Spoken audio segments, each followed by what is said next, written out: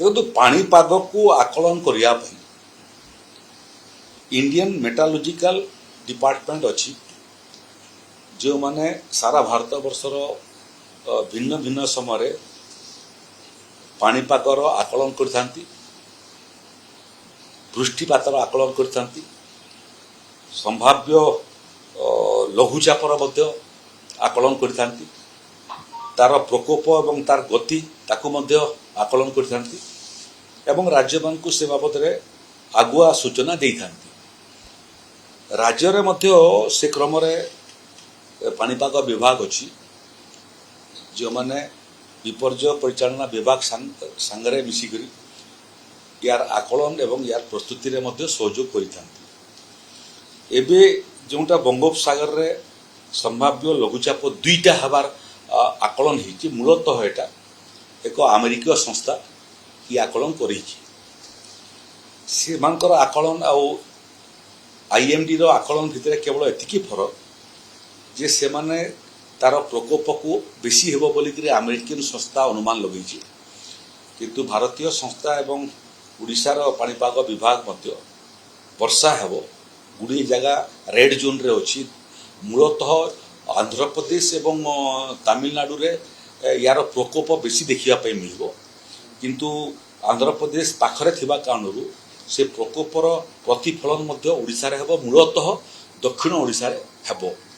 तेणु दक्षिण ओडिशार राज्य जिला माने जोटा गंजाम, कोरापुट, नवरंगपुर ये सब गजपति ये सब जिला को आम रेड जोन रे रखीचु। वृष्टिपात सबु अंचल रे हेबो ओडिशा रे, ताकू मध्य आमे ऑरेंज जोन, येलो जोन रे विभाजन करिचु। प्रकोप केते हेबो सेरा बहुत बड़ विषय नुह, किंतु प्रस्तुति हेबा कथा प्रकोप बेसी हेबो ये आकलन को धरी करी ही प्रस्तुति हेबा कथा। यदि आकलन बेसी करथिबे कम हेबो किछि क्षति नाही, किंतु कम करथिबे बेसी हेबो आपण अवगाढ़ ही जिवे। तेणु विपर्य परिचालना विभाग ए बाबद रे प्रस्तुत अछि।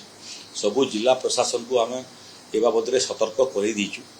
हमर ओडिशा रे जिला माने मध्य ए बाबद रे बारंबार एभलिया प्राकृतिक विपर्य को सामना करी करी अभ्यास हो गलानी ताकू सामना करिबारे। तेणु समस्त प्रस्तुति आमे करी करी अछु। प्रकोप जदि बेसी हुए सेथिपे भी आमे प्रस्तुत, प्रकोप जदि कम हुए सेथिपे मध्य प्रस्तुत। लोके आदौ विचलित होंतु नहीं एवं 98-99 मसीहार महाबात्यार परिस्थिति आउ केबे ओडिशा को आसीबो नहीं। महाप्रभु जगन्नाथ आमर सहायक होंतु। विपर्य परिचालना विभाग प्रस्तुत अछि, जिला प्रशासन प्रस्तुत अछि, आदौ भयभीत होंतु नहीं।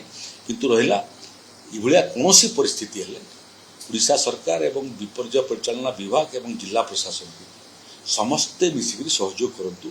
जो परिस्थिति हेबो ताकू आमे सफलतार सहित सामना करिबा एवं जो प्रकोपर